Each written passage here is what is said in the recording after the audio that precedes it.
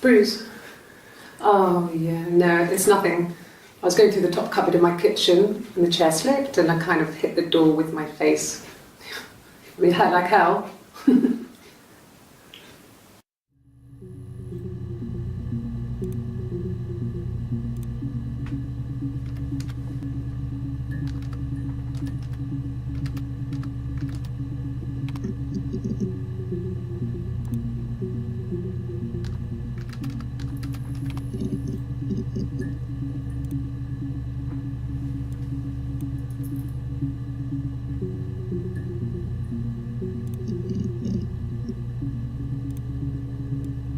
Yes, I always pull it shut and then lock the bigger lock with the key.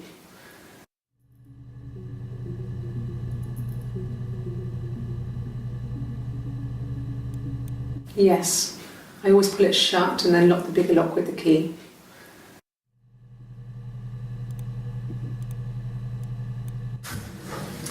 When we weren't together, we'd send secret messages by tapping out a code that we'd learned from a book, the knock code. Something prisoners of war would use. We tap them out on radiator pipes or the attic floor.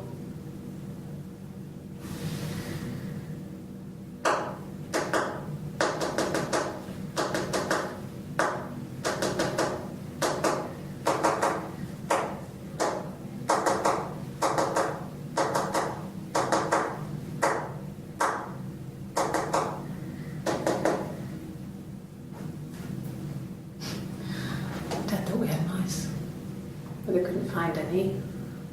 Bought a cat anyway.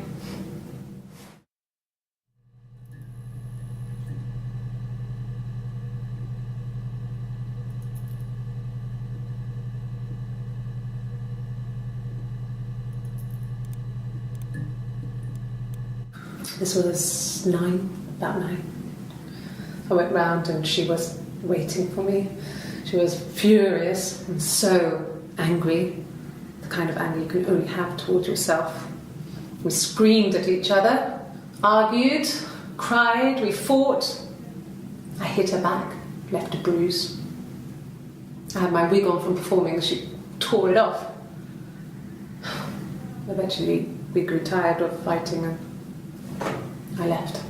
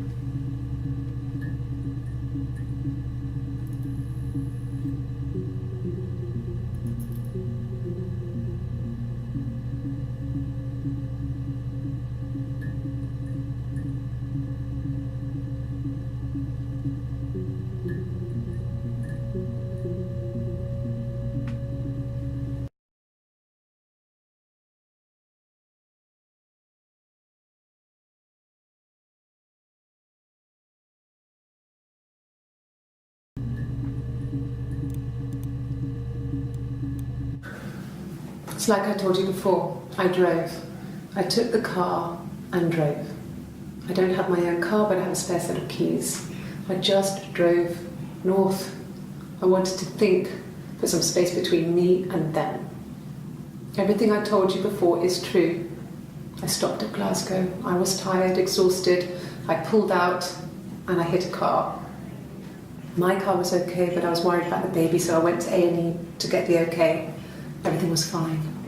Slept in the car. When I woke, I tried to call Hannah from a payphone. She wasn't answering. And then I decided to drive back. I had decided that she was more important to me than Simon.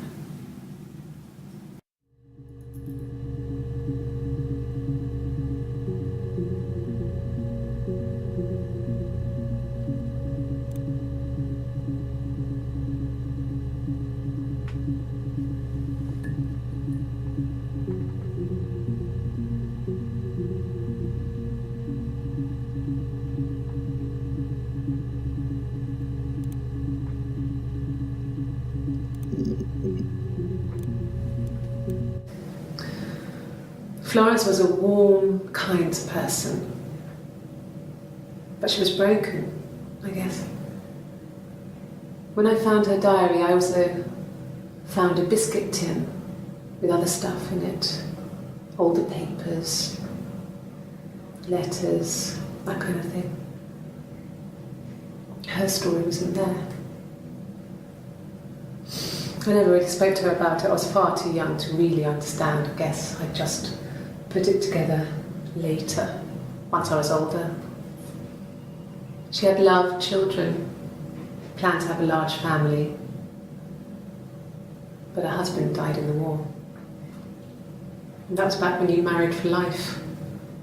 She never felt like she could marry again. Isn't that strange?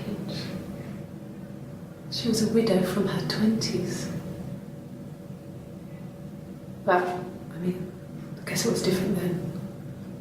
You know, you married for life and she felt she could never marry again. I guess it was harder, a war widow. One of the dead. I don't know, maybe there was more to it than that. I don't really know.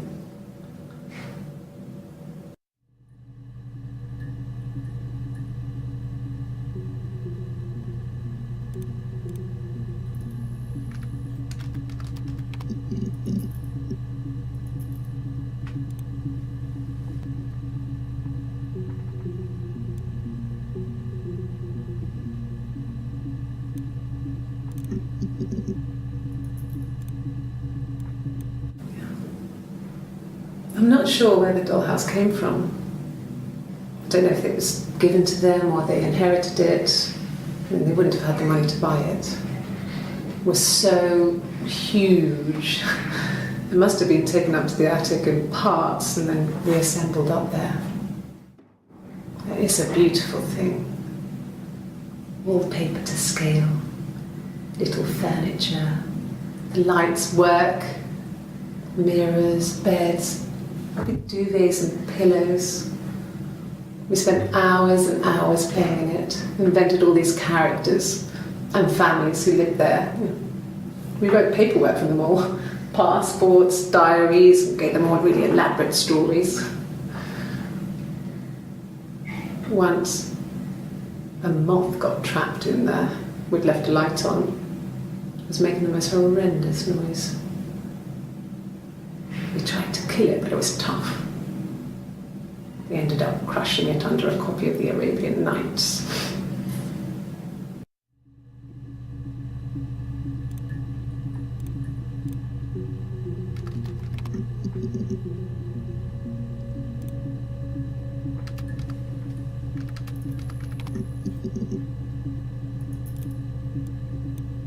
Yes.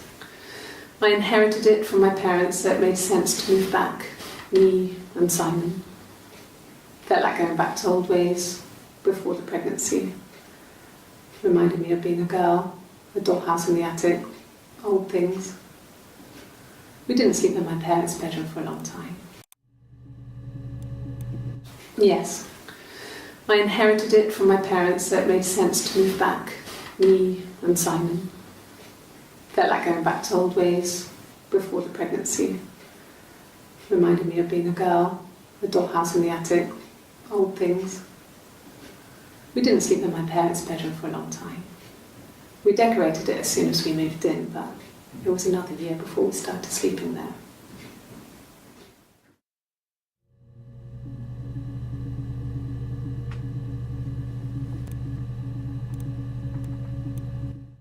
Yes.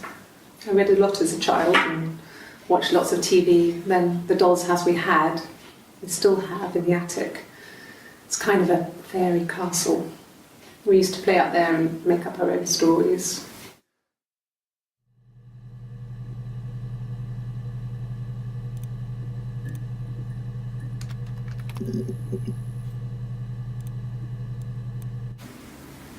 Yeah. 1984. Was an awful year in the end. We were living at Doug and Eleanor's. I lost the baby at the end of spring and my parents died in the summer. It was a hot summer, a heat wave. So When they discovered the bodies, it was just awful. Because of the circumstances, them dying together like that, they brought in a lot of police. A forensic entomologist. I had to look that up. It was because of the heat. It's just awful.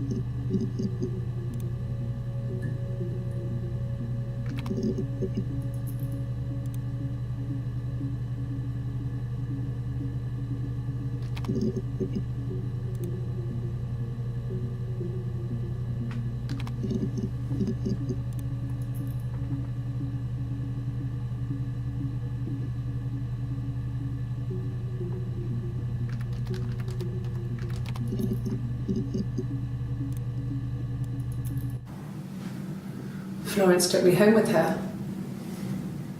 Mother hadn't been expecting twins and had a healthy baby. I guess she was just happy for Florence to clean up. Take away the evidence that this was anything but a happy occasion.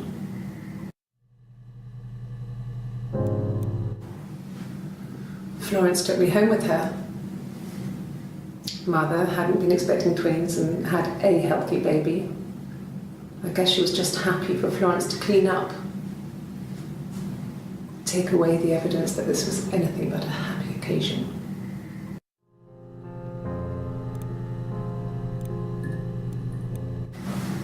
Florence raised me in her home. I never left it. She kept me out of sight. It wasn't odd for people to see a midwife with a baby, carrying in supplies, washing nappies, that sort of thing. I never knew any different. I grew up looking out of my window and seeing her across the road. I thought it was like a reflection in the mirror.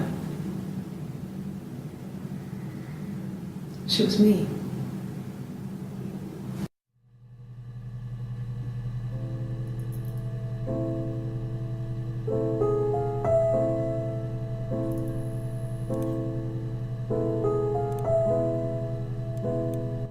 No, it was just me and her. Eve was the name they were going to call their first child. They talked about it and were going to try when he came back. Florence's family had a history of firstborn girls, so they were convinced it was going to be a girl. It's hard to know if this is all true. These are stories I remember, that I read when I was a child. Maybe I misread, maybe I misunderstood. Sometimes it's hard to remember what happened last week.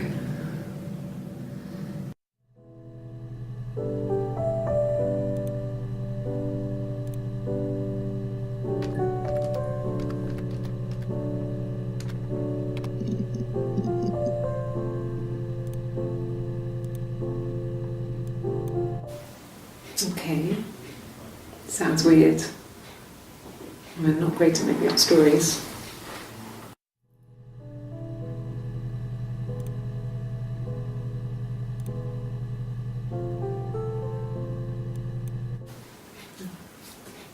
It's Rapunzel. The story starts when she's born. Mother Gothel, a witch, takes Rapunzel from her parents and keeps her locked up in this tower.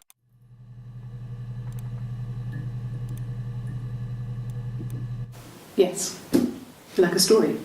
A beginning, a middle, and an end.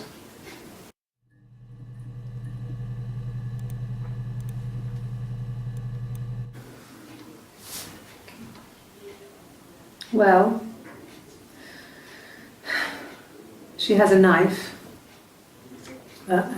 She's been cooking, I guess. She's been cooking him his favourite meal. She's his wife. And he's asleep and she doesn't want to wake him because he's ill.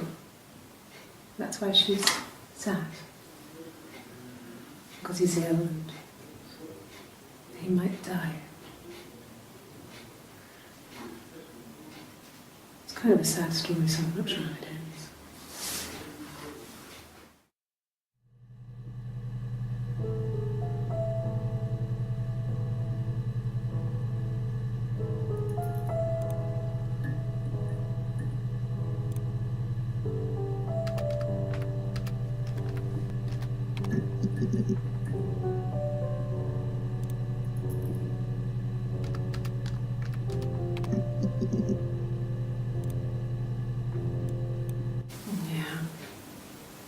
They'd gone to bed feeling ill, thinking it was flu or something.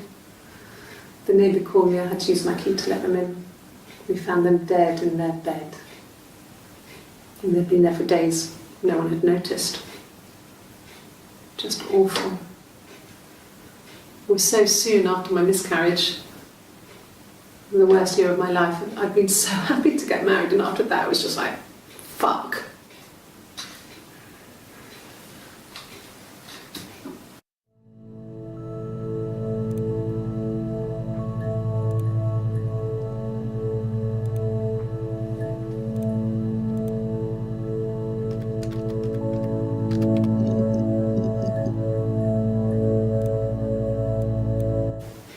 That's all that matters really, the baby.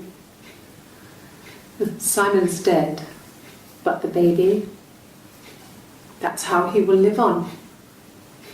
Our baby.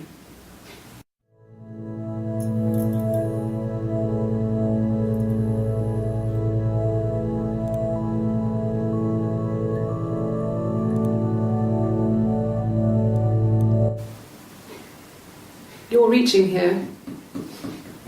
Oh, I don't know why. No, I've never cheated on anyone. I've never taken anything from anyone. Simon is dead. But I have my baby to care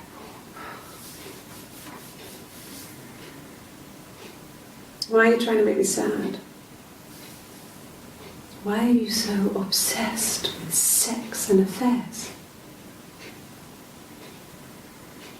You cheated on your wife.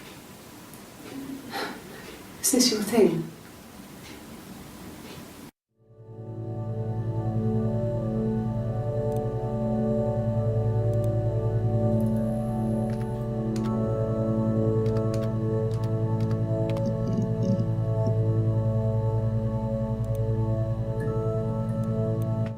No, I have never been unfaithful.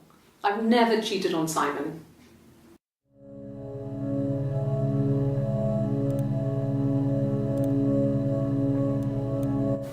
Have I ever cheated on Simon? You asked that question yesterday.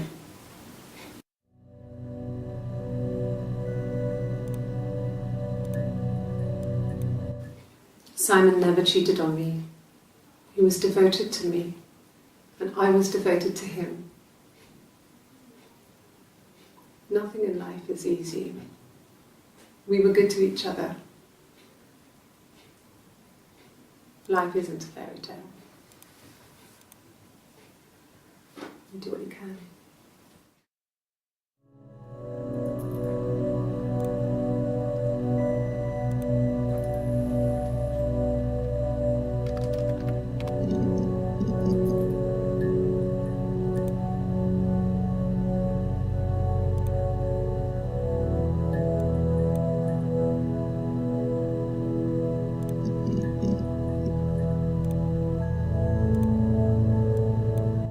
It was supposed to be a secret. Just because Simon is dead doesn't mean I have to give up all his secrets. It doesn't have anything to do with what happened to Simon. No one murdered my husband because he cheated his expenses for a romantic weekend in Oxford.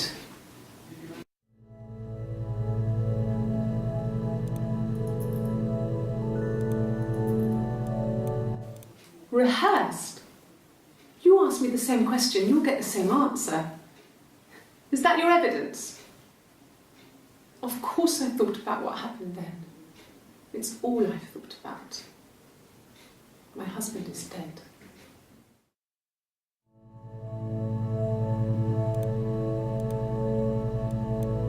It was supposed to be a secret. Just because Simon is dead doesn't mean I have to give up all his secrets. It doesn't have anything to do with what happened to Simon. No one murdered my husband because he cheated his expenses for a romantic weekend in Oxford.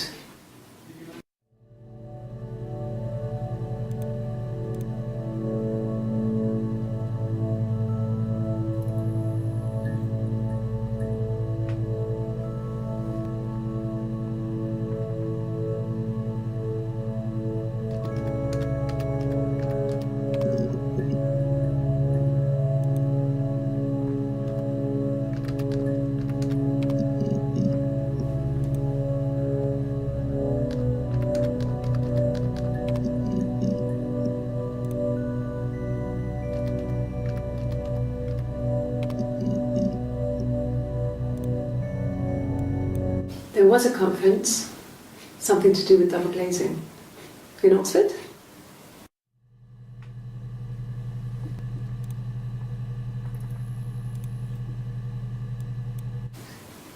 Are you sure? What would he be doing in Oxford if there was no conference? I remember calling him. He said it was boring and he spent most of the time at the bar.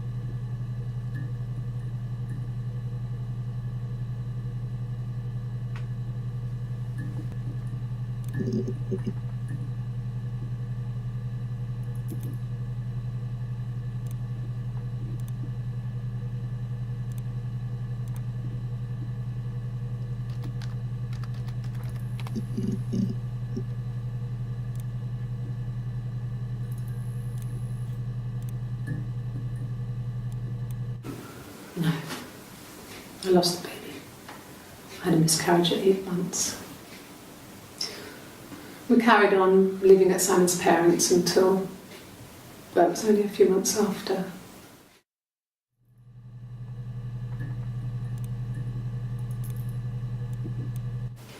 Then my parents died. It was the worst year of my life. A miscarriage and then my parents.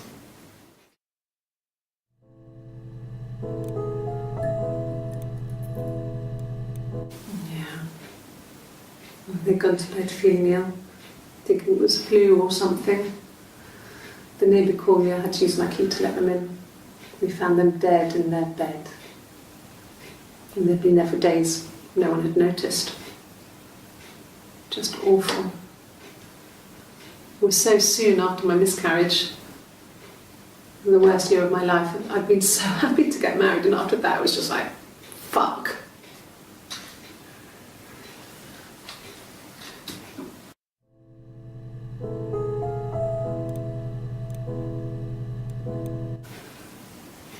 Yeah. I mean, I was infertile. thought I was. They told me I was infertile after the miscarriage because of complications.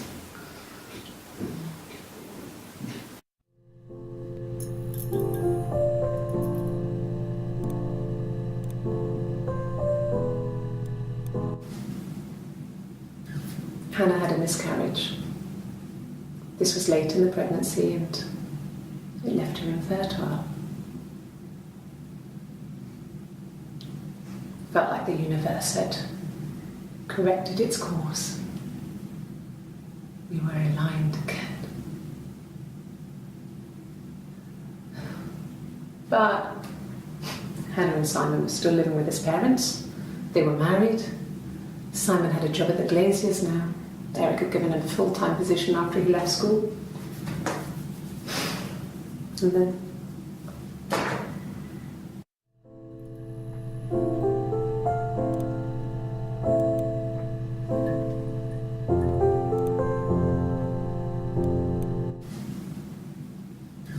Hannah had a miscarriage.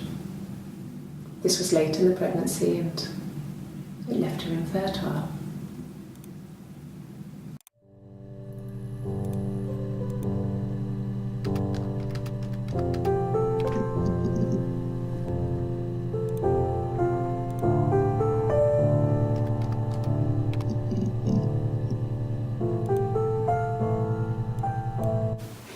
The bruise. I have a really fast metabolism, so stuff like that just comes and goes. I don't know if there's much more that I can tell you that I haven't already told the other policemen. I found the body.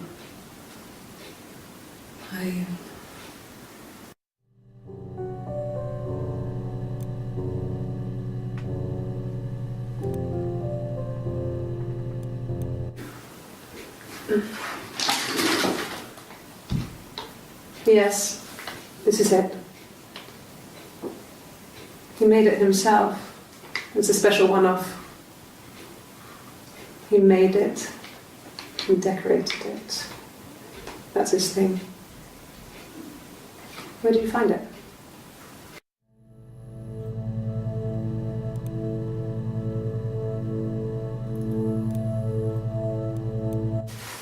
Silver leaf? No.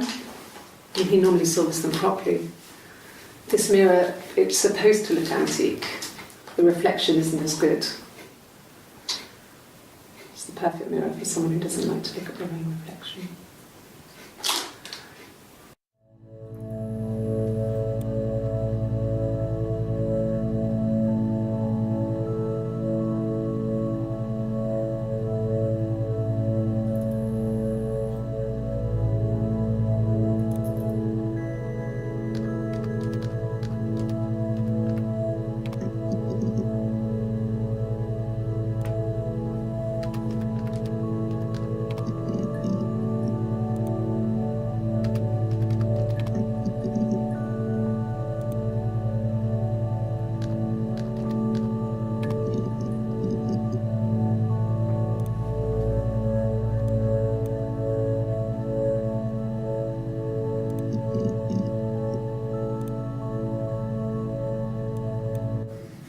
There were always princes and princesses. They were the special people, more important than the other characters in their stories. We knew we were like that. Twins. Magical. We were the princesses. We had a poster of Princess Diana from the newspaper up in our attic. Had a pride of place. And underneath we used to put all our special things. When her engagement was announced, we were obsessed with everything she did. And later, when her life went so bad, we felt for her. Her divorce last year just kind of drew a line under things.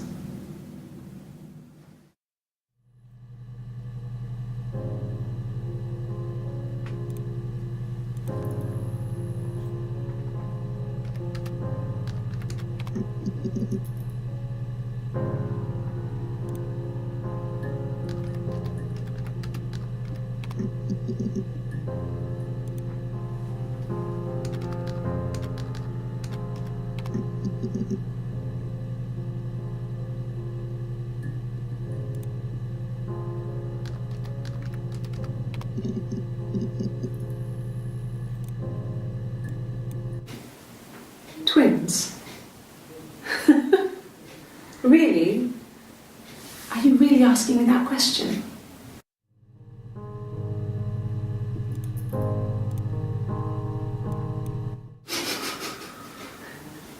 Are you out of your mind? Twins?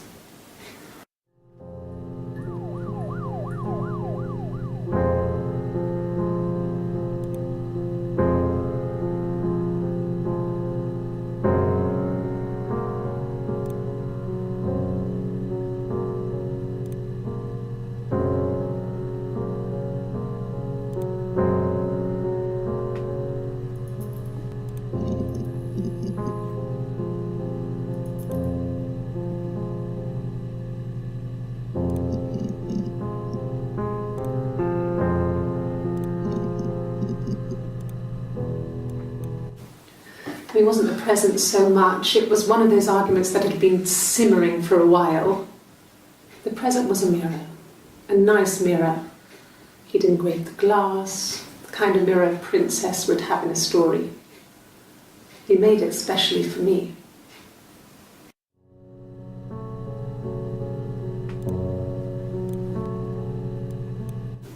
Yeah, we were 17. It was a nice wedding. People said. Simon looked very handsome in the photos. His parents paid for everything, but he's an only child, so it was important to them. It was what they called a shotgun wedding, but if you looked at the photos, you couldn't tell. The dress was beautiful. It looked like Princess Diana's. The train wasn't quite as long, though. There's a great photo of the bridesmaid helping to carry it out of the car.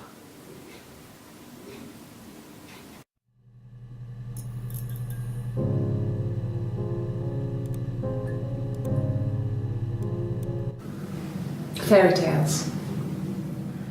Stories about lost princesses, evil witches, magical mirrors and lost children. So you see, even before I knew the truth, I'd found it in those stories.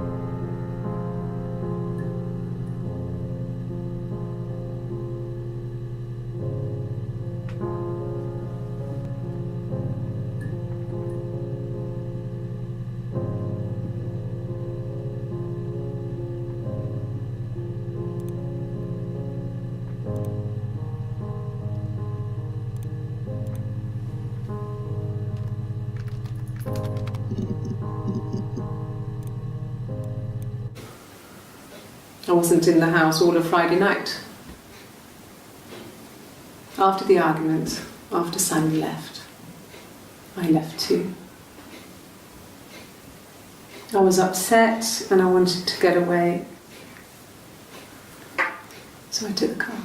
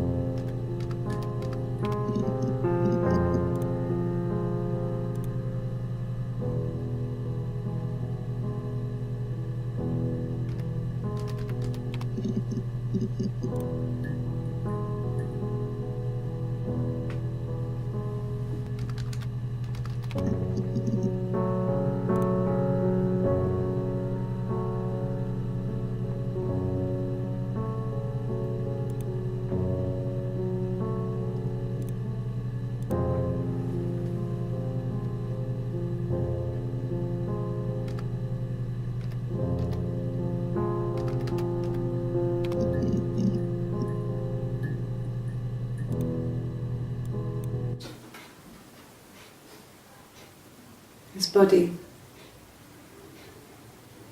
doing a meal, and his throat. It looked like his throat had been cut.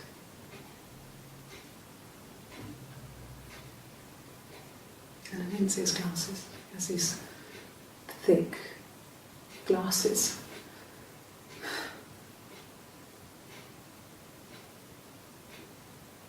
He doesn't always wear.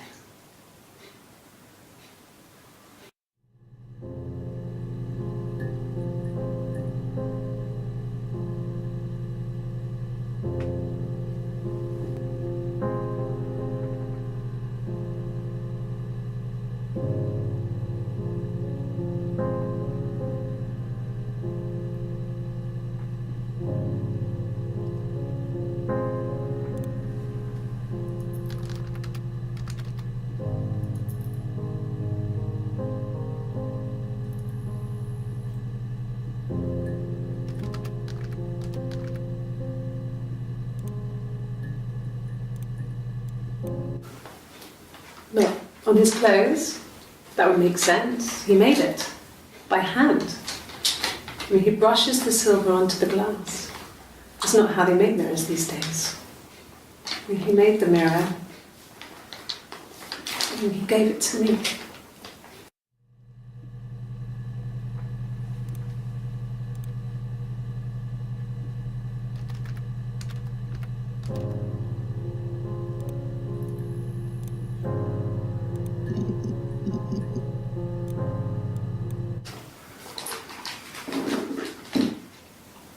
On his throat. How?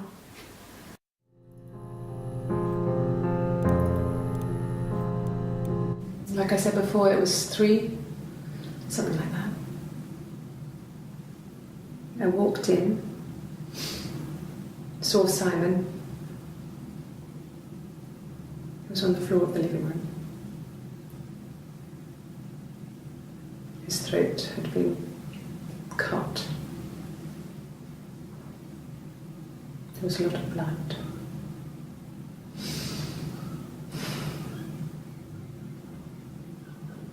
Yeah, he was dead.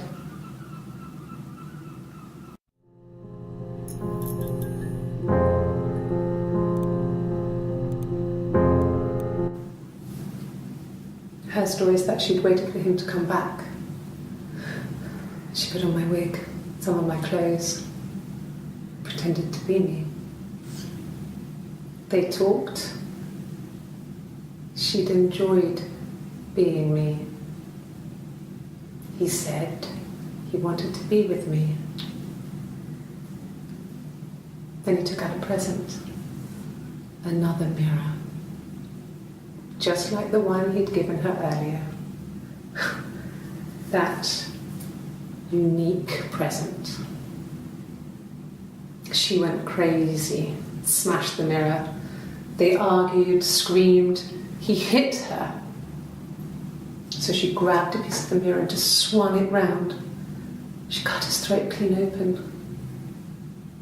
She'd only meant to scare him off.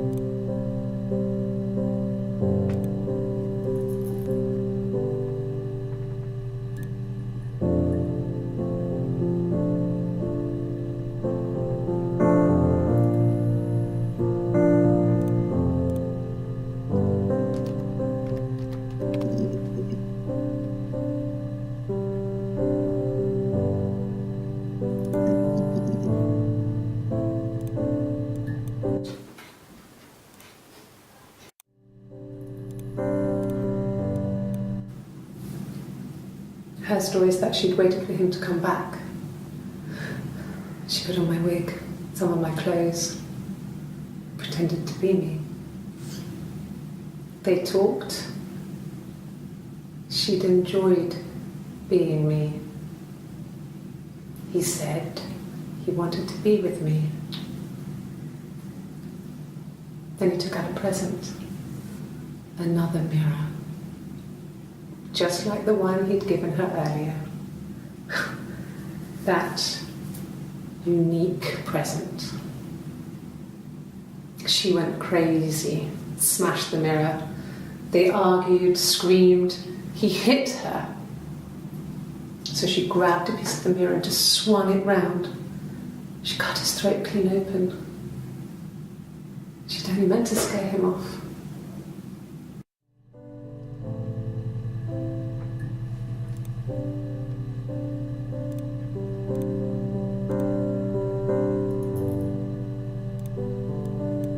Like I said before, it was 3, something like that.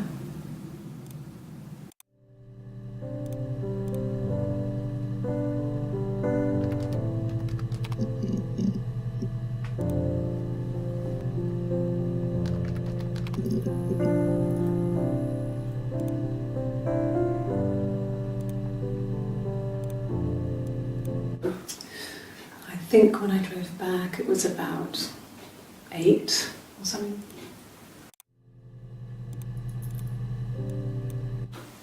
I think so.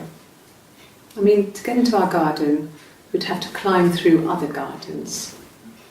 All the gardens back onto each other, so you'd have to climb over 1, 2, 3 gardens to get to ours. I mean, did anyone see anything? Did anyone see anyone come and go? An intruder?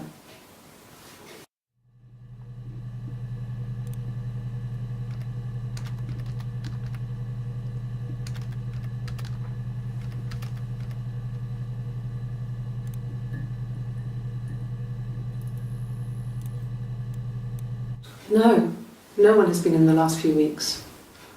We had a plumber come in 3, 4 weeks ago. Someone summoned you from the rock.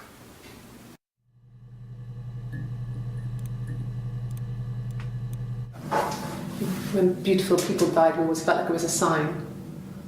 You remember Princess Grace? Grace Kelly? She died in a car crash the year before we met Simon. We used a Ouija board to speak to her, and that gave us the power to find him. That's what we thought then. That people who died tragically leave some kind of magic behind. We used to share dreams. We used to wake up and write them down in our diaries immediately and compare them.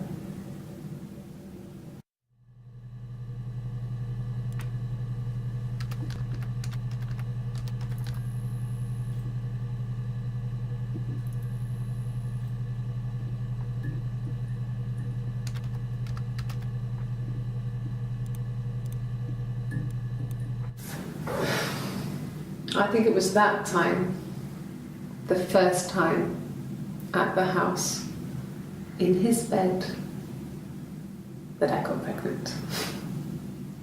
Amazing, right? This fucking magic sperm. And they say lightning doesn't strike twice.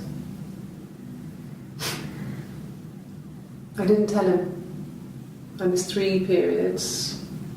I had pretty irregular periods anyway, but 3. I had always thought we were infertile. Both of us. I didn't tell him. Just waited. Hannah and I were meeting for our birthday, and I told her because I thought she would be happy for us both. I think she was.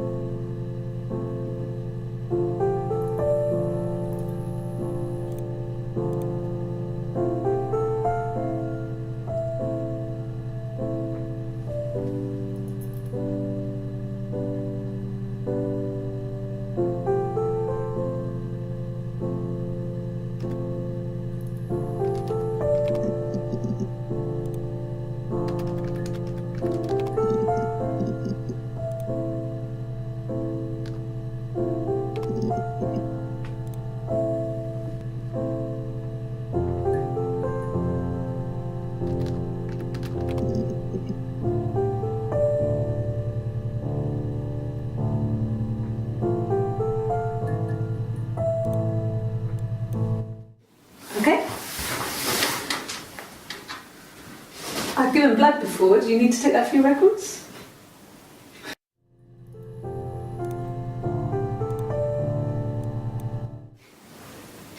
Nothing like this has ever happened to me before. The blood. It's probably the worst thing that's ever happened to me.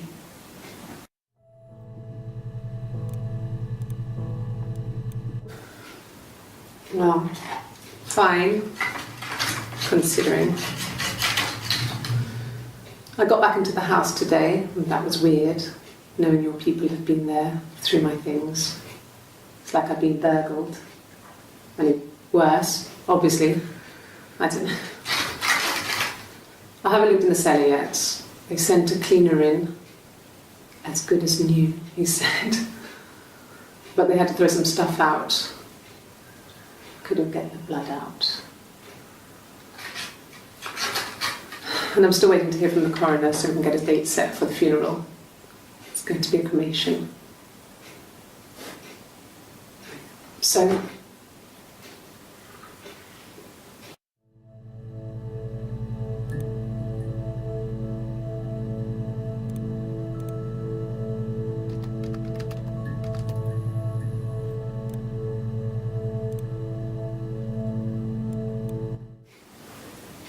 nothing like this has ever happened to me before.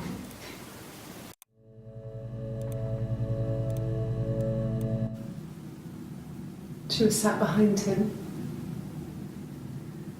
She had my wig on. And she'd been there all day.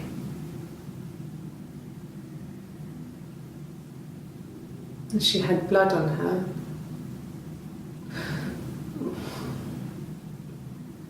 And she was in shock.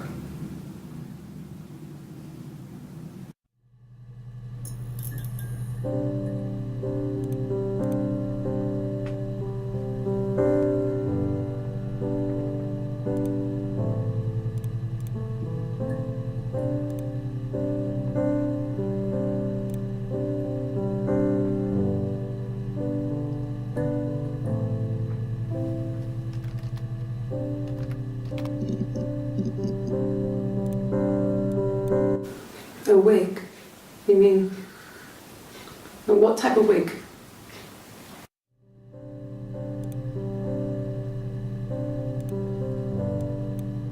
No, I've never worn a wig. What kind of wig?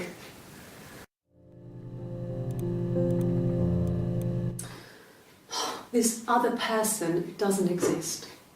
I don't know what the blonde wig is, but it could be anything. Have you looked at the cat flap?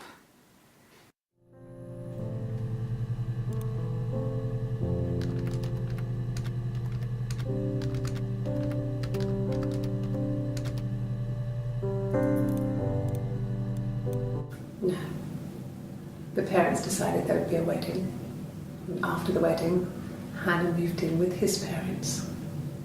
There was no way I could follow, so we were separated again. I stayed in the attic. It was hard. It's like I suddenly didn't exist. I would sneak out, but in case anyone recognised me, I started wearing a wig. Hannah and I would meet up in the park.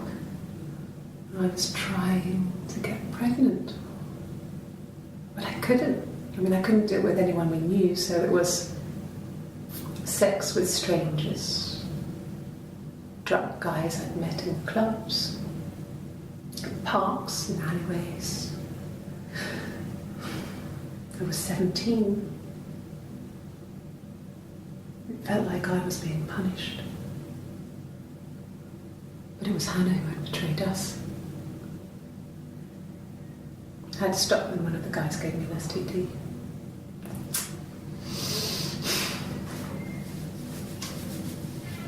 When we met up, it was disturbing. For the first time, my reflection, she didn't look like me. She was fatter, flushed. If anything, I was getting skinnier.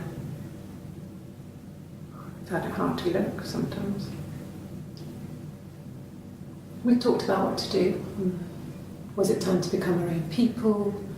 I mean, that seemed like the right thing to do, but neither of us wanted it. We agreed that her and Simon would get their own place as soon as possible, and then I could move in. And that was the plan.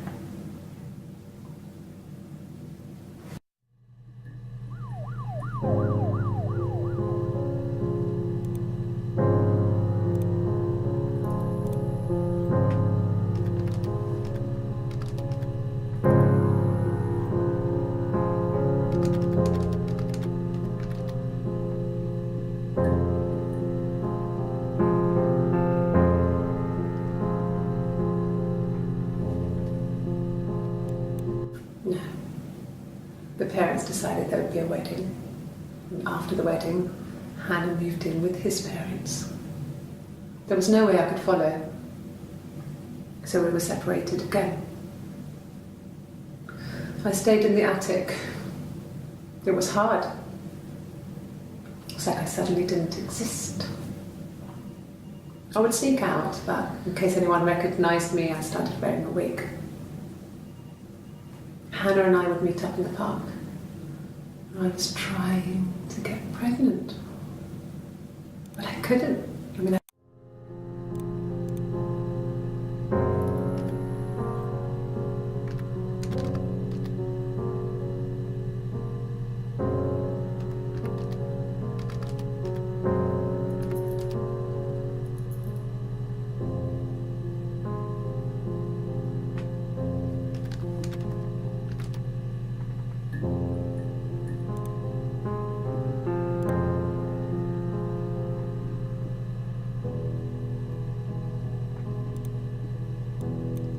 This was about 9. I went round and she was waiting for me. She was furious and so angry, the kind of anger you can only have towards yourself. We screamed at each other, argued, cried, we fought. I hit her back, left a bruise. I had my wig on from performing, she tore it off. Eventually we grew tired of fighting and I left.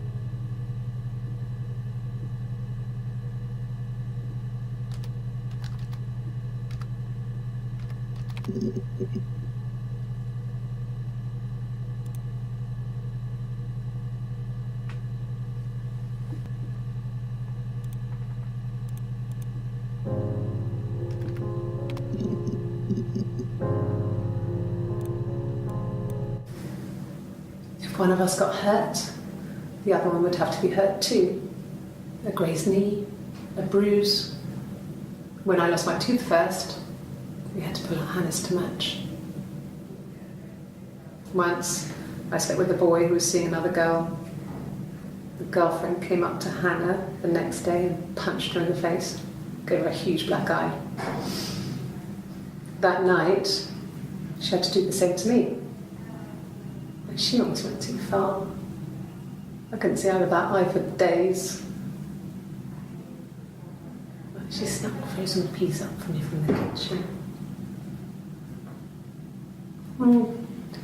So much of our bodies was synchronised anyway. We started our period on the same day, all our childhood diseases, stomach bugs, nits.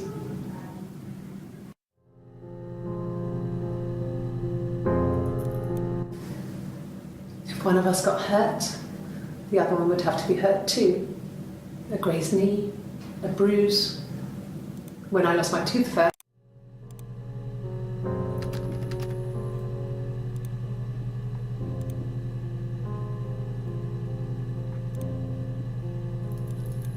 bruise. Oh yeah, no, it's nothing. I was going through the top cupboard of my kitchen and the chair slipped and I kind of hit the door with my face. I mean, it hurt like hell.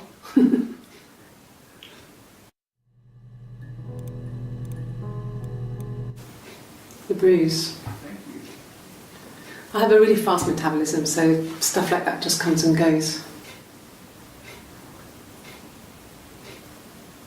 I don't know if there's much more that I can tell you that I haven't already told the other policeman. I found the body.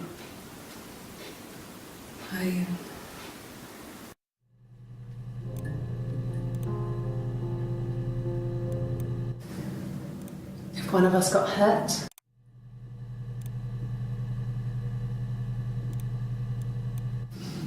differences.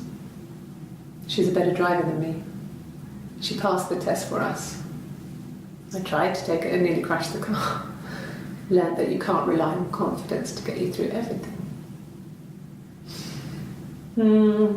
She is the shy one.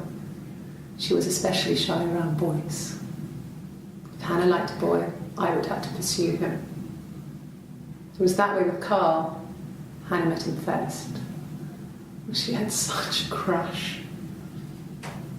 I let him take my virginity after a night that his band had played at. It got difficult. When I was with Carl, we would have sex, but Hannah couldn't let him see she was a virgin. She had lots of excuses. After a while, we decided that I should take Hannah's virginity. It's not that different to a bruise, pulling a tooth, a graze. We used a hairbrush. After that, we took it in turns, though I was always the one who seduced the boys. Until Simon.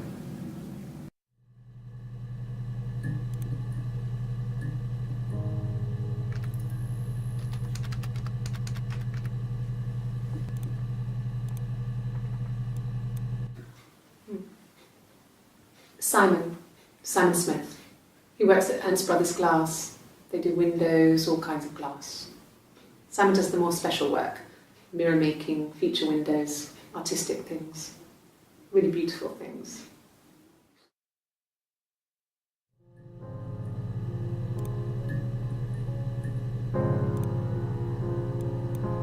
This was about 9. I went round and she was waiting for me. She was furious. Differences.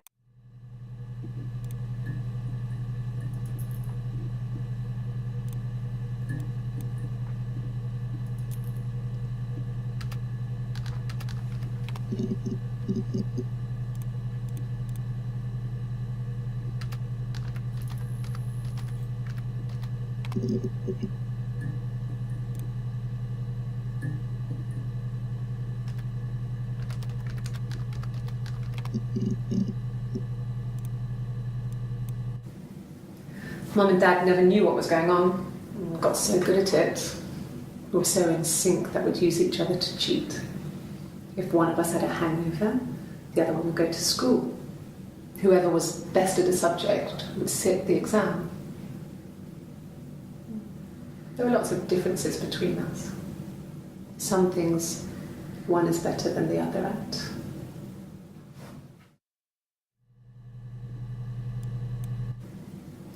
Mum and Dad never knew what was going on. We got so good at it. We were so in sync that we'd use each other to cheat. If one of us had a hangover, the other one would go to school. whoever was best at a subject would sit the exam. There were lots of differences between us. Some things one is better than the other at.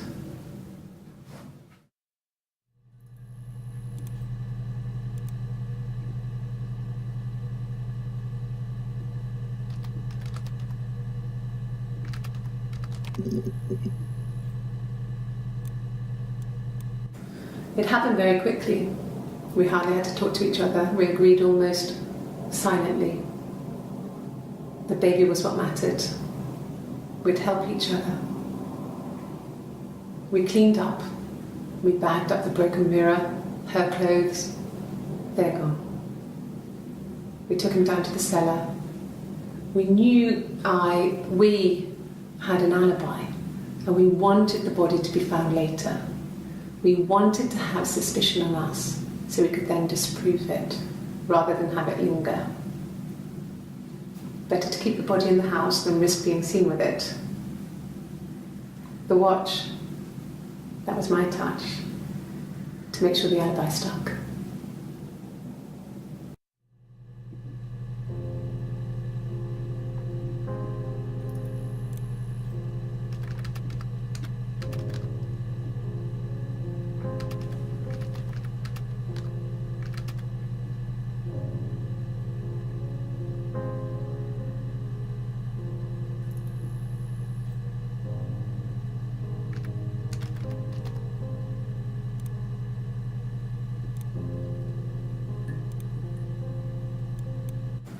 It happened very quickly.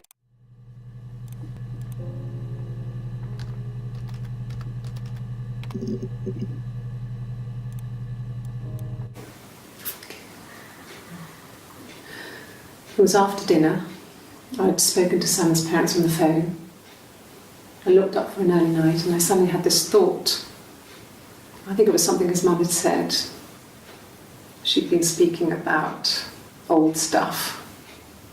Sad stuff, about when we lived there, about the baby. There's some boxes in the cellar, nursery stuff we never needed, and I never had the heart to throw out.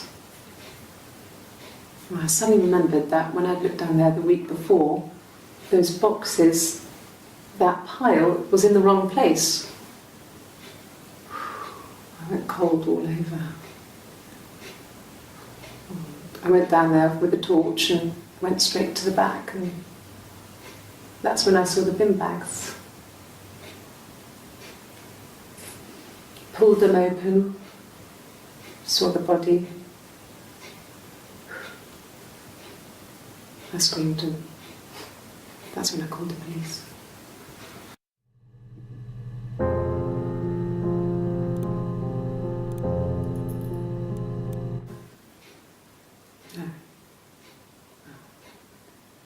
The thing was wrong.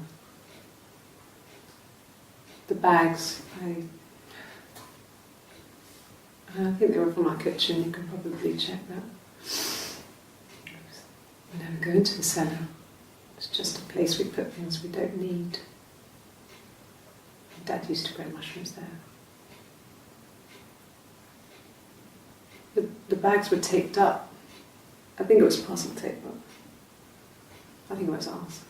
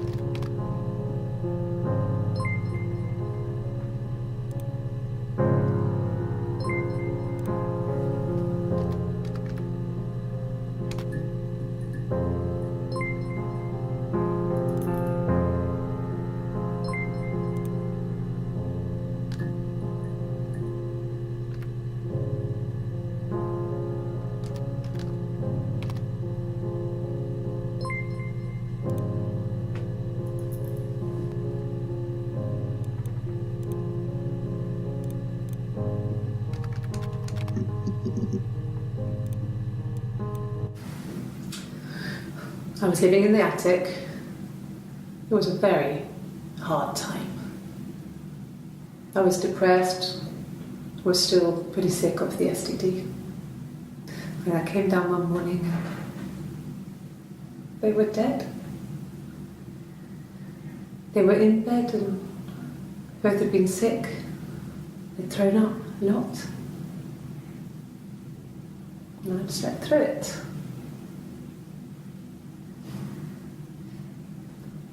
The police said it was the mushrooms they ate.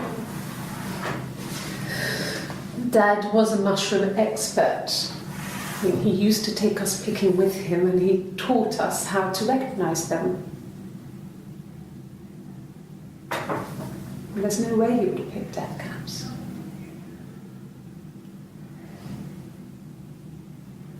But the police believe that's what happened. They never even looked in the attic.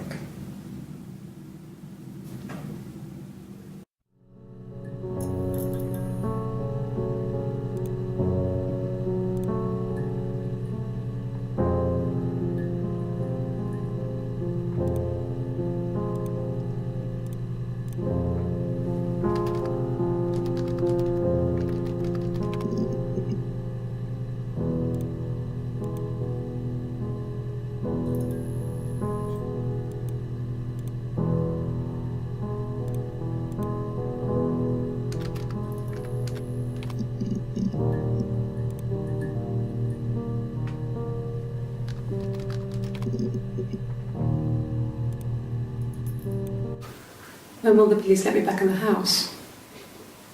And they let me take a bag of clothes with me, but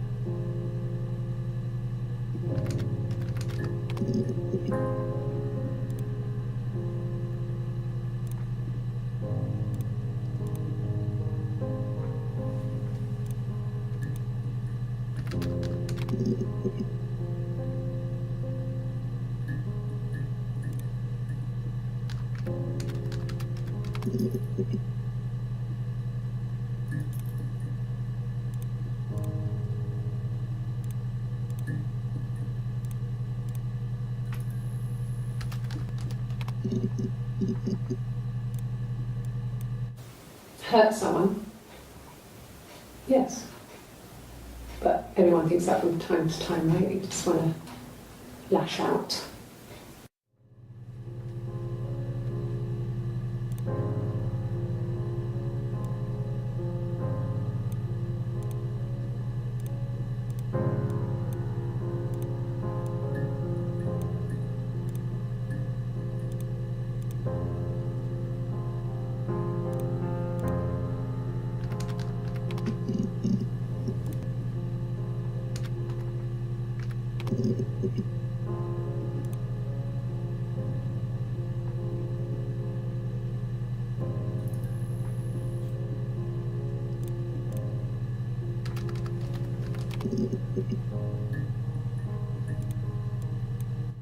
Suicide?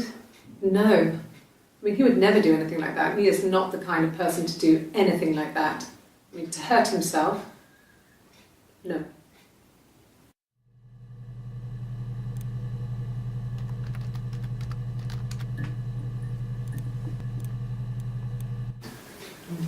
Yeah, I guess. I mean, I'm quite a private person and I didn't want to get into the detail of the argument.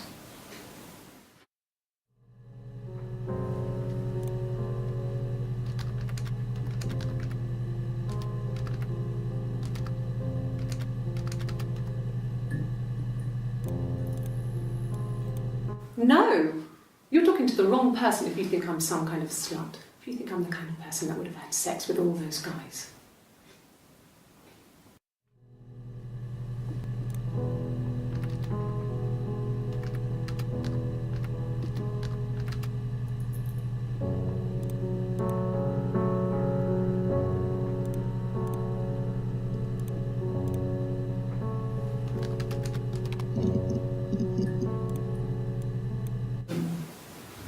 No, they were shut. Most of the windows were really hard to open anyway. They're stifling in summer. They were painted over by my dad. Could have left a door open accidentally. Or there's a cat flap in the back door.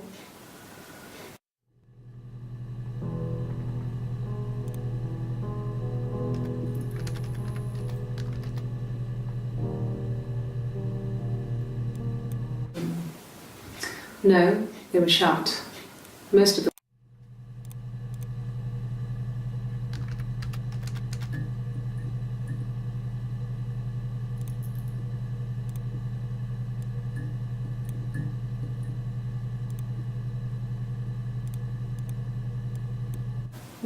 No cat. My parents had a cat before they died called Domino. It was this little black thing with white dots. And we never did anything about the cat flap, but if you were thin, you could maybe squeeze through it.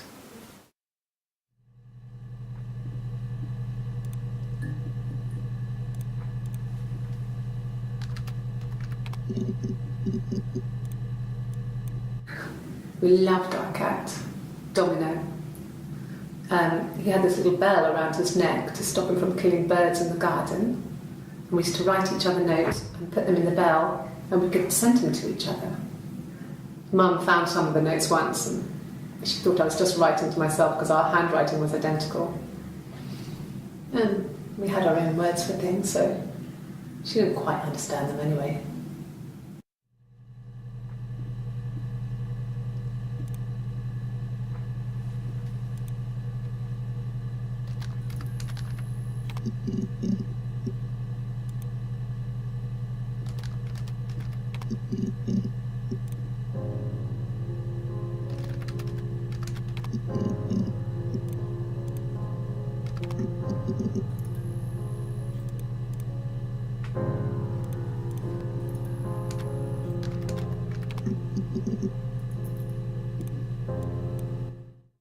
Yeah, I had to let myself in. The door locks if it swings too. Yeah, I had to let myself in. The door locks if it swings too.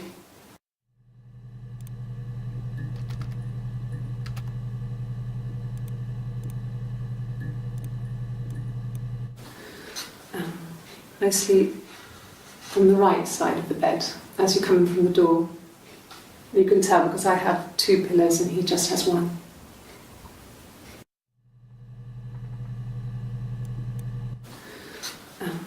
I sleep on the right side of the bed as you come in from the door. You can tell because I have two pillows and he just has one.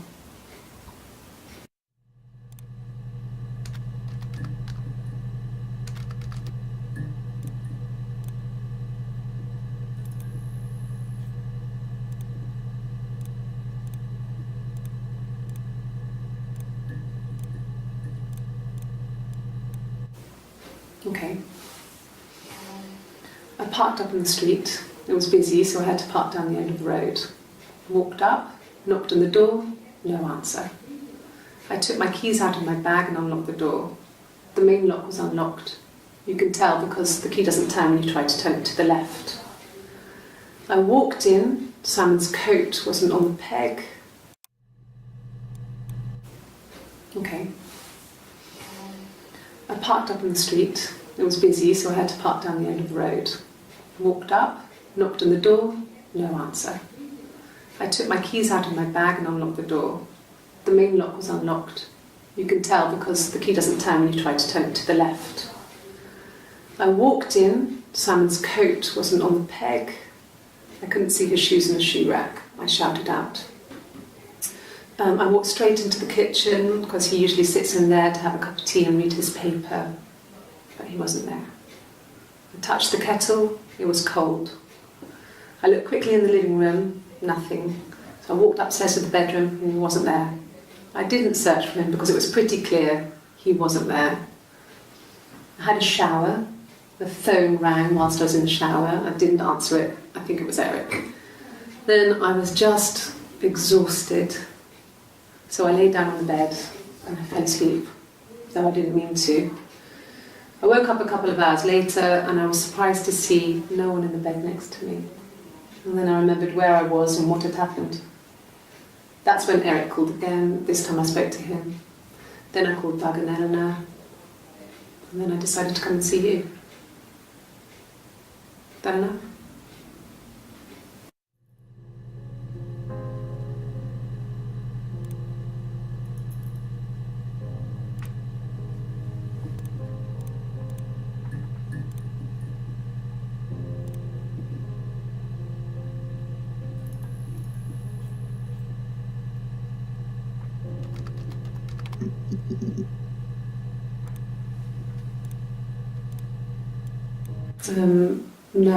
No, I don't think it was. I turned the key, but it was already unlocked.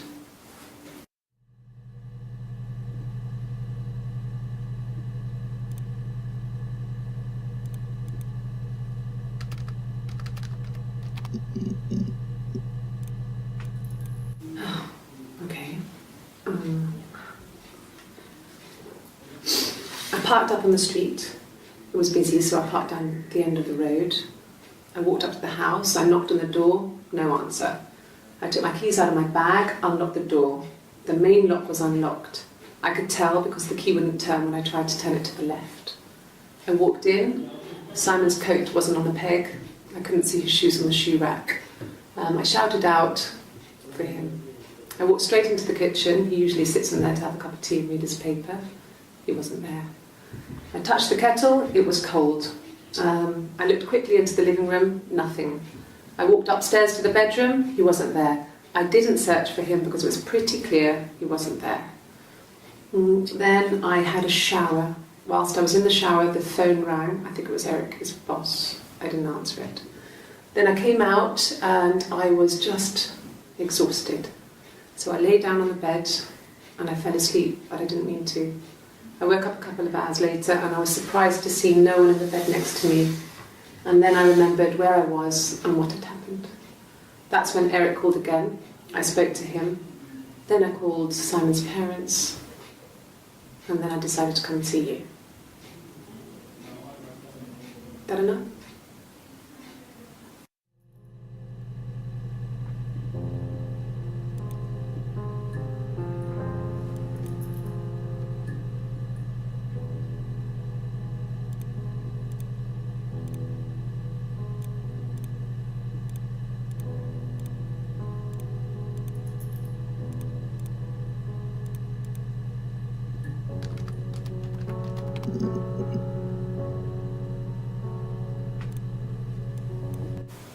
Okay.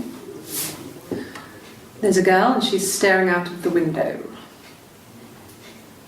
She's sad. She's trapped. She's here. She's looking out the window because her mother won't let her out.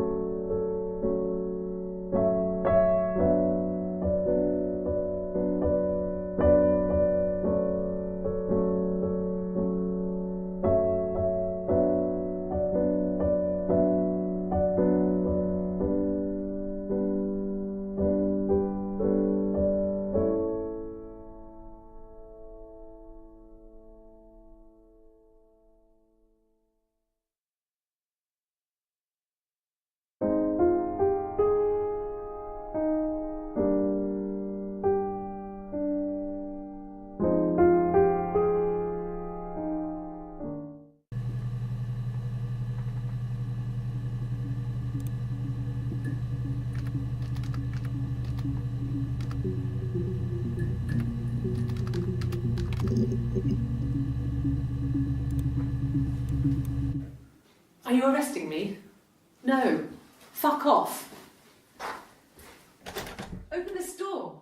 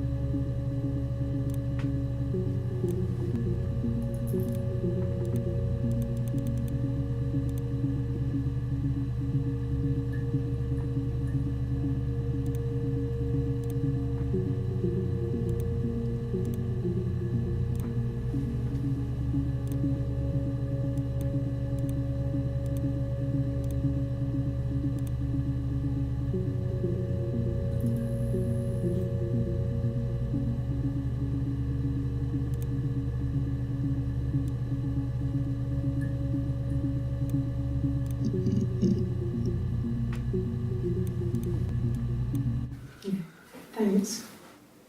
Please find Simon. I love him so much.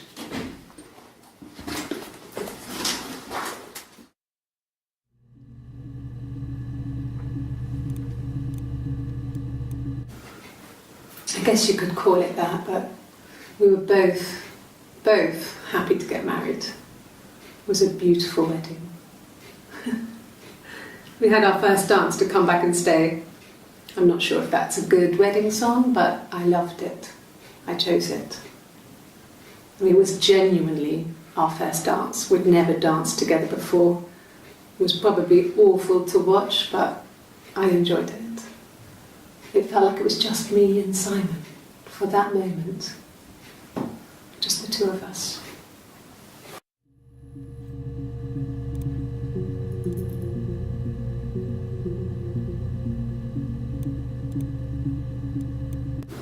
No.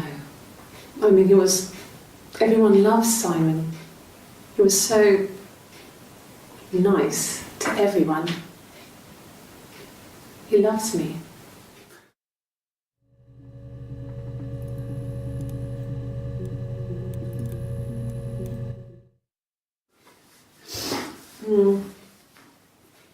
I left the next day, Saturday. I slept for a few hours in the car. When I woke up, I came straight back. Simon wasn't returning my calls and I wanted to try and make up. I got back to the house and Simon wasn't there. And excuse me. Is there a bin?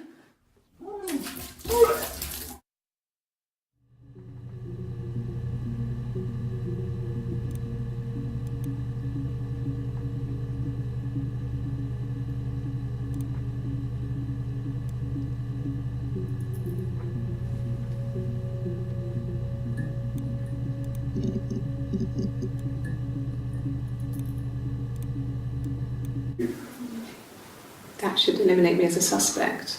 If I was in Glasgow, can't be in two places at once.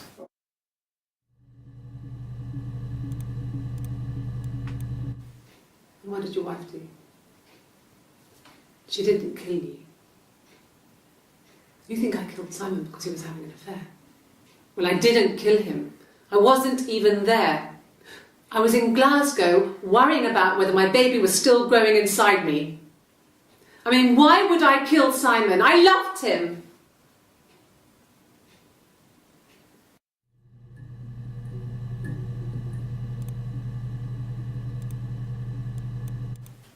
I don't see how it's hard.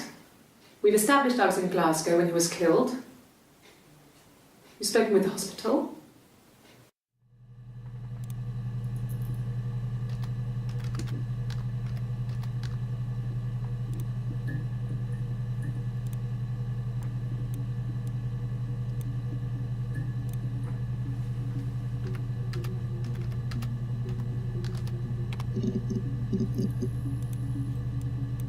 Ask the hospital.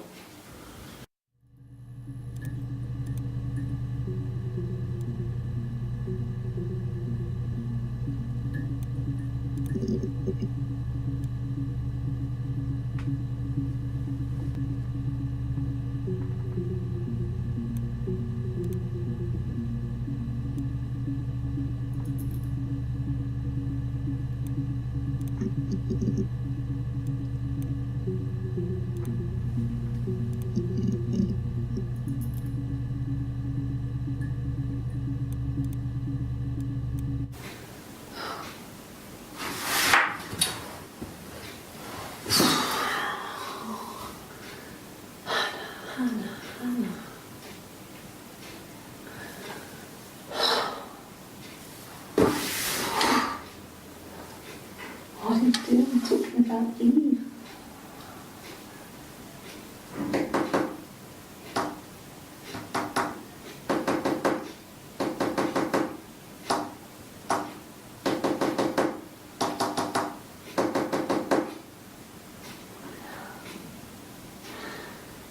Poor Simon.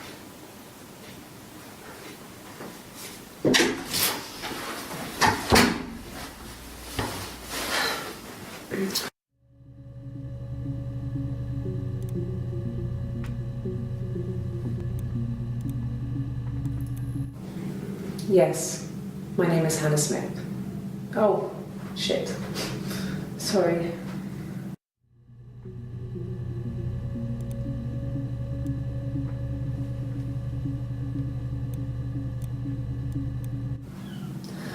Hannah was so smitten with Simon. She started getting jealous, didn't want to share. Even the first date. We went to see Tom Cruise at the Old Odeon. We both went, kept changing places in the toilet. We only had the one best dress, so we had to keep swapping clothes. Must have thought we had terrible bladder problems. The next date, it was my turn. At the end, I let him kiss me, but that was it. We didn't want another Carl on our hands, and the Ouija board had said to hold back. After that, it was Hannah's turn, and she slept with him. Broke the rules. Deliberately broke the rules. She wanted to be the first to sleep with him. I mean, that's when she got pregnant. From that one time.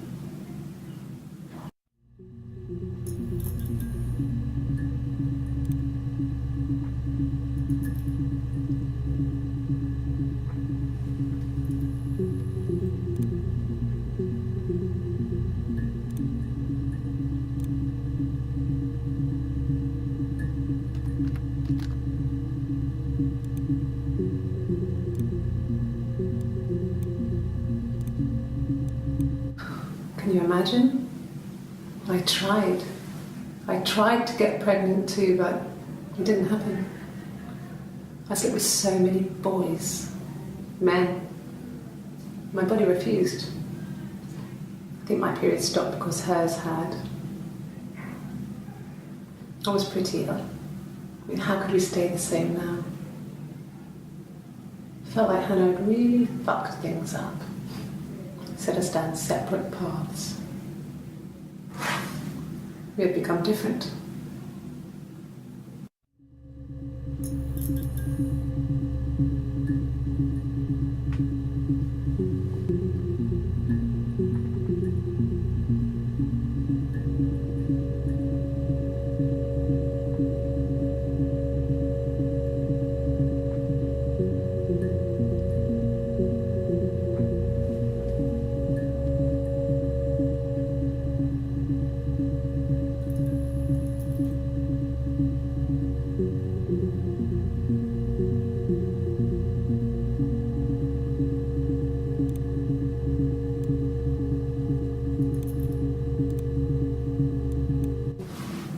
Yes, it was a cremation for the best. We both wore black and had veils, so it was easy. And after the funeral, everyone came back to the house. Hannah served up sandwiches, and I stayed out of sight.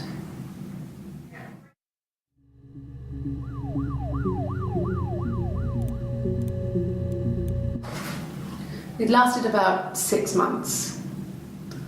I tried to carry on, but everything was different. Hannah insisted I not pretend to be her around Simon, let alone sleep with him. We didn't share him like the others. The rules had changed. Me living in the attic had become weird in a way it hadn't been before.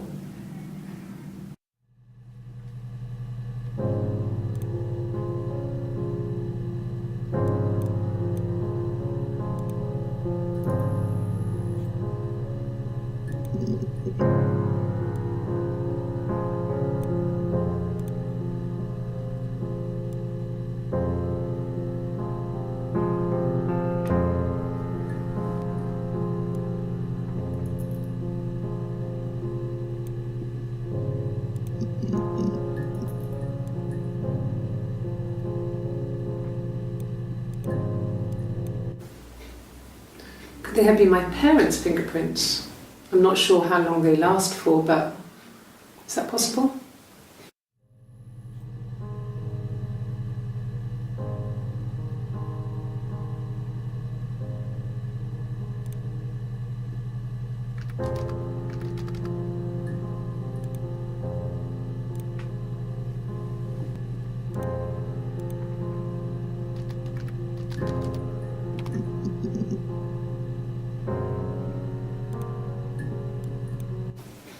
Fine.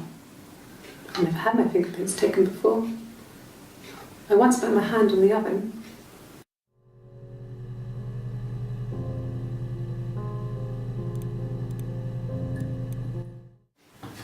Fingerprints.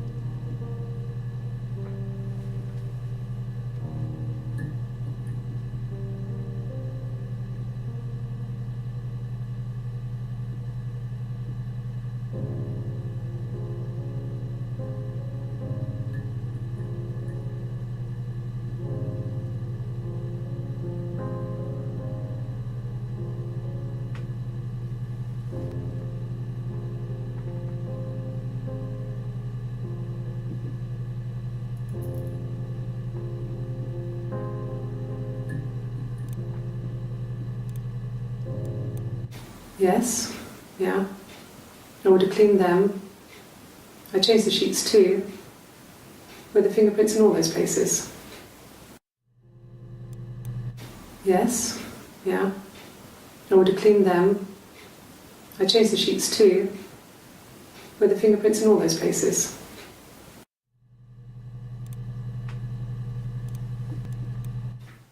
Really? Go on then. Take the cup. Run your fingerprints. They'll match. You didn't.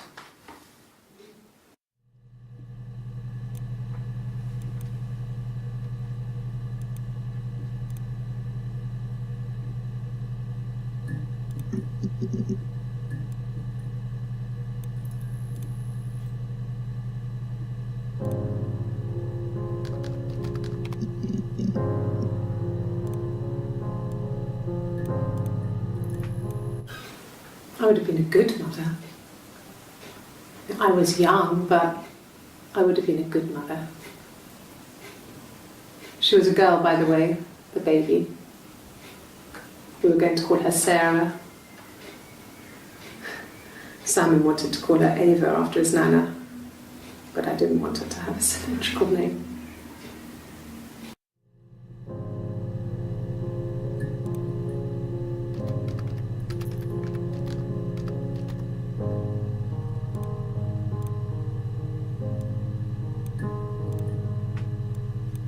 Well, she wasn't my real mother, but she raised me. Do you want to hear the story? It's a real-life fairy tale.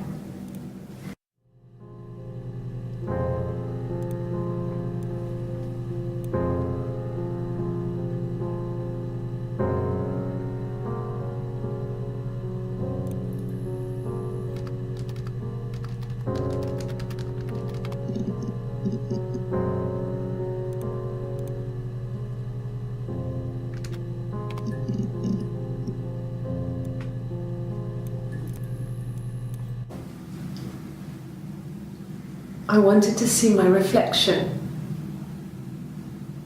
I thought that if I touched her, something would happen. We would become one. One girl. The fairy tale was over, the witch was dead, and I'd be restored to my rightful place.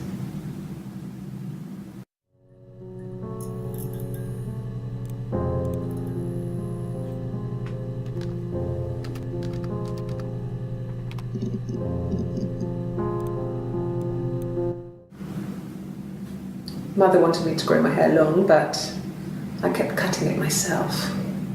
I wanted to look like my reflection. She always had short hair when she was little. Mother would hide the scissors, but I would find a way. Cut it with a bread knife, something like that.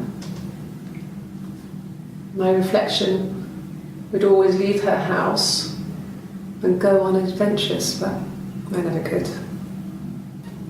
Mother taught me at home, and I had books and TV. Oh, TV was magical, but it was only on when it wanted to be, so I spent a lot of time reading books.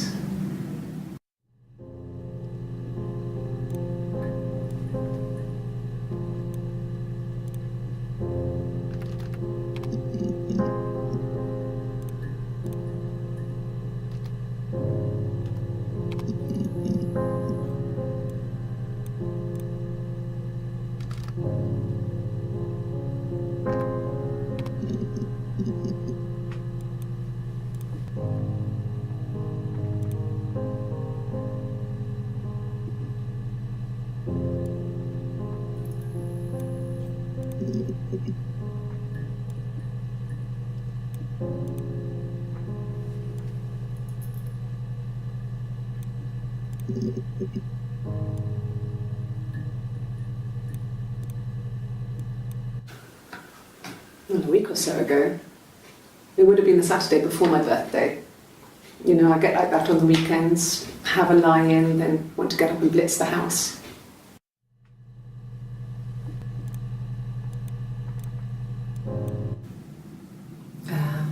When she went home, Simon had a birthday tea waiting. Afterwards, she told Simon about me, told him I was pregnant. She wanted me to move in with them, this sister he didn't know she had. She knew that instant. The look on his face. She knew.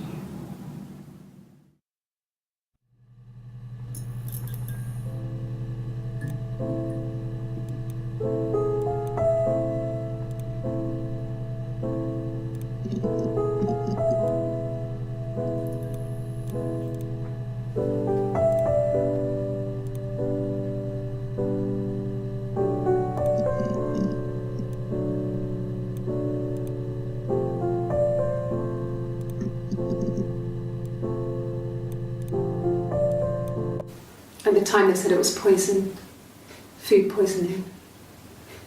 I mean, I felt so guilty. If I'd still been at home, maybe I could have done something. I didn't.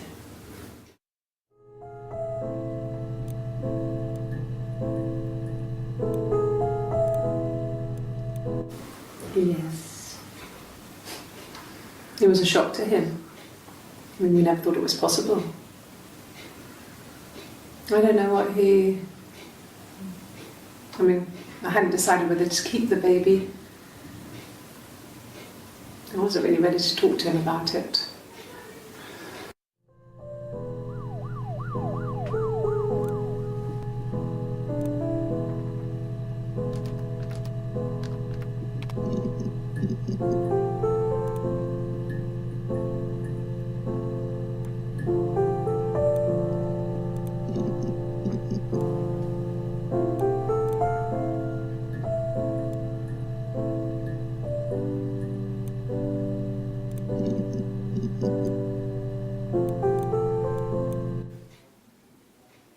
Long time. We got married when I was 17.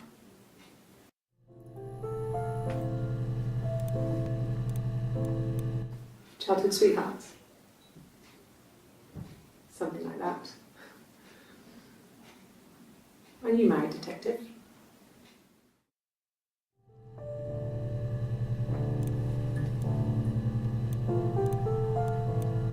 No. I'm not sure what strange would be, but he hasn't been acting odd. He's been busy at work, but nothing too stressful.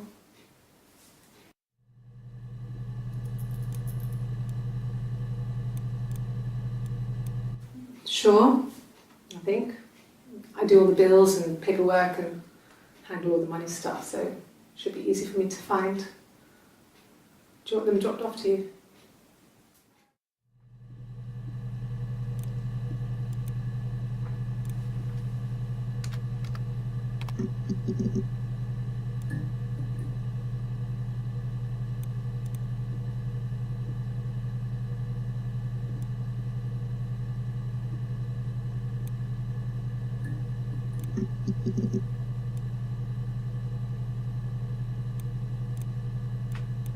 Yeah. I've been round to Doug and Eleanor's and they're very worried. I feel sorry for them.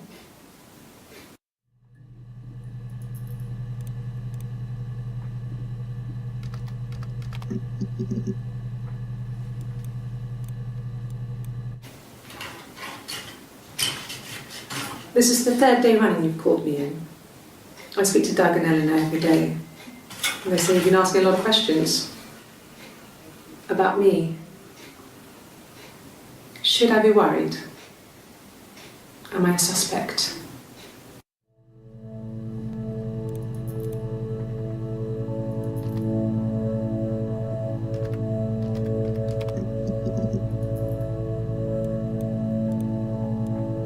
Yes. I speak with Eleanor at least once a day. Not that there's anything much to say. It's more just...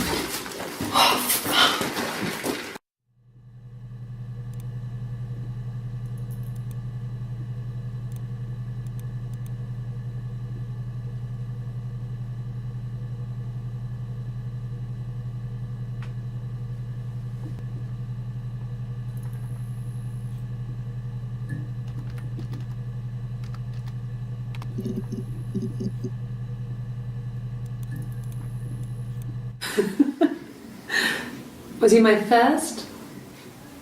No need to be so coy. No, he wasn't my first. That would have been Carl. He was a local boy in a band. He was a bit of a shit, but he was sexy. We were 15.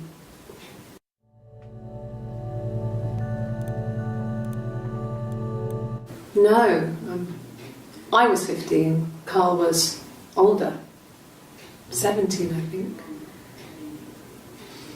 I was really into him, regardless of how he actually behaved. Lots of drunken teenage sex. We did it in a church once. It's stupid. So he got tired of us and we split up after about 6 months. It was sad, but those early experiences, they help you realise who's really important to you, you know? Family.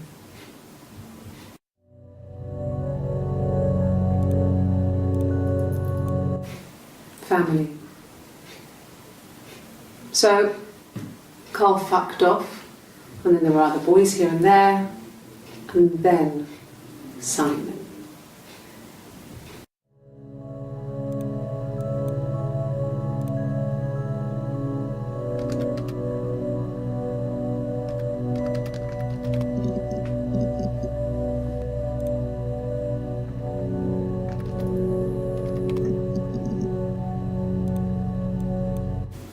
I wouldn't say that.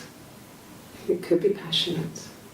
It's just, it was more than that. It wasn't just sex like I had been with the other boys.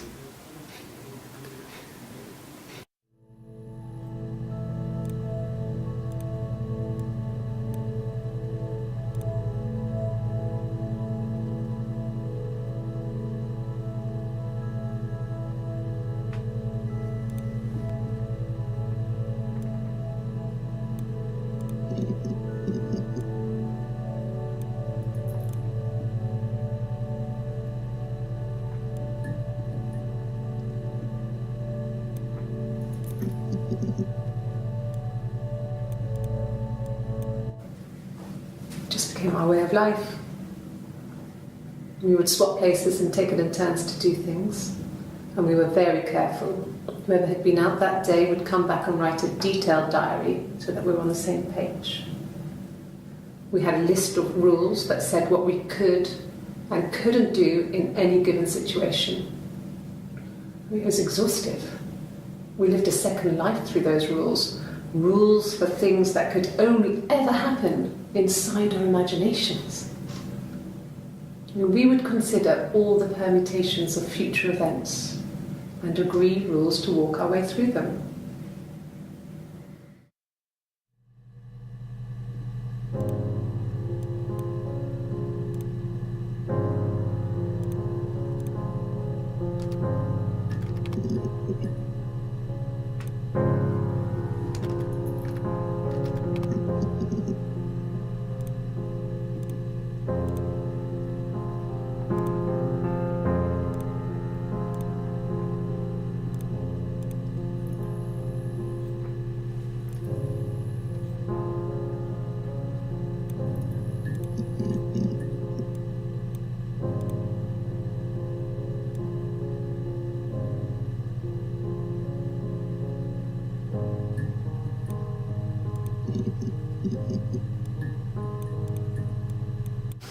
We spent the wedding night in a hotel in Brighton.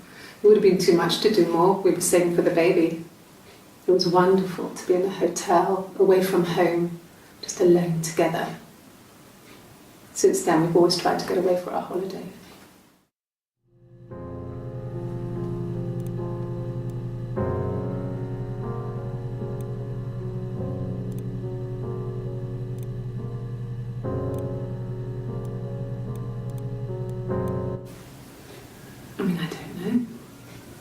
Something must have happened to him on his way home. He could be hurt. I mean, why hasn't he phoned? I don't know.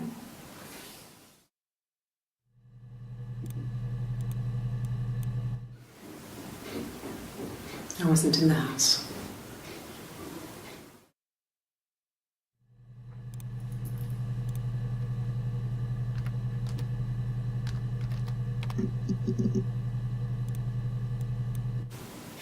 And the hotel said he was there?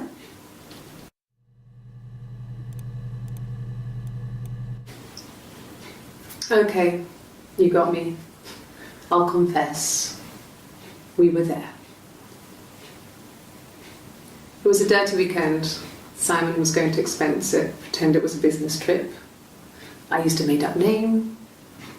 We stayed at the hotel, had room service, didn't leave the room, had a great view of the river, and you could hear the church bells. Like you said, it was very romantic.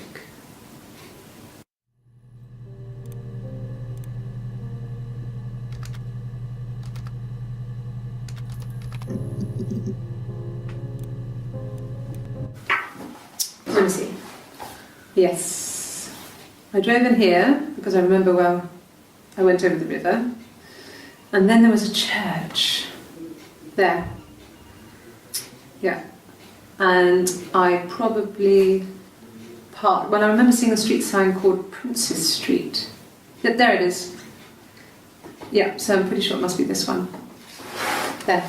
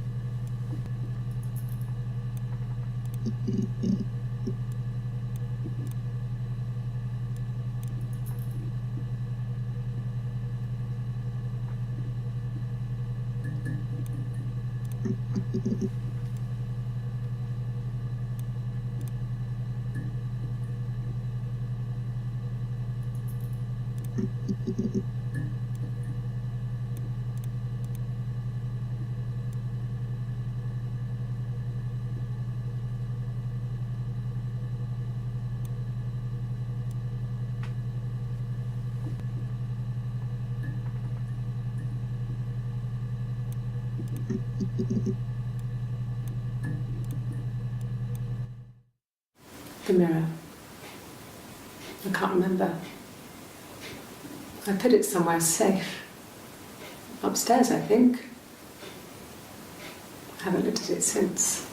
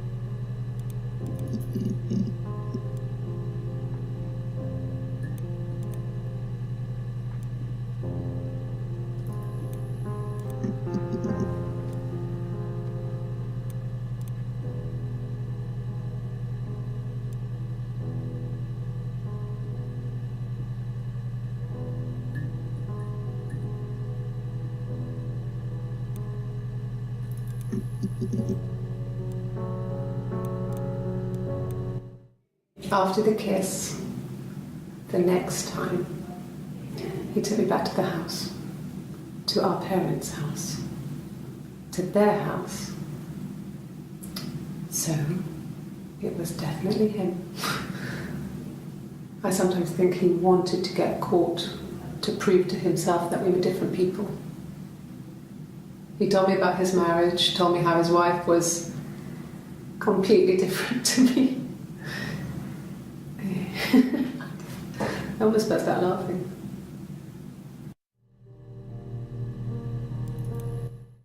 After the kiss, the next time, He took me back to the house, to our parents' house, to their house. So, it was definitely him. I sometimes think he wanted to get caught to prove to himself that we were different people. He told me about his marriage, told me how his wife was completely different to me. I almost burst out laughing.